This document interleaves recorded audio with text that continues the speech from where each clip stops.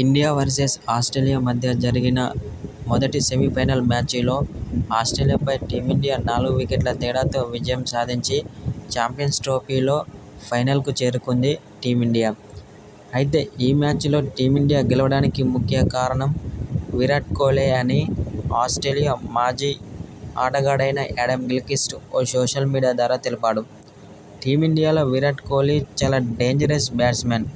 అతను గనుక క్రీజులో ఉంటే మాత్రం ప్రత్యర్థి బౌలర్లకు చుక్కలు చూపించడం ఖాయమని అన్నాడు. అయితే ఈరోజు జరిగిన మ్యాచ్లో విరాట్ కోహ్లీ చాలా అద్భుతంగా బ్యాటింగ్ చేశాడని అన్నాడు. అతని యొక్క బ్యాటింగ్పై ప్రశంసల వర్షం కురిపించాడు యాడమ్ గిల్క్రిస్ట్. ఇలాంటి బ్యాట్స్మన్ జట్టులో ఒక్కరుంటే మాత్రం ఆ జట్టుకు తిరుగుండదని యాడమ్ గిల్క్రిస్ట్ ఓ సోషల్ మీడియా ద్వారా తెలిపాడు.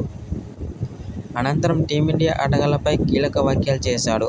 ఇప్పుడున్న ఫామ్లో టీమిండియాను ఓడించడం చాలా కష్టమని అన్నాడు. ఎందుకంటే టీమిండియా ఆటగాళ్లు బ్యాటింగ్లోనూ, బౌలింగ్లోనూ, అటు ఫీల్డింగ్లోనూ చాలా అద్భుతంగా రాణిస్తున్నారు కాబట్టి ఇప్పుడున్న ఫామ్లో టీమిండియాను ఓడించడం చాలా కష్టమని ఆస్ట్రేలియా మాజీ స్టార్ ప్లేయర్ అయిన యాడమ్ గిల్క్రిస్ట్ ఓ సోషల్ మీడియా ద్వారా పేర్కొన్నాడు.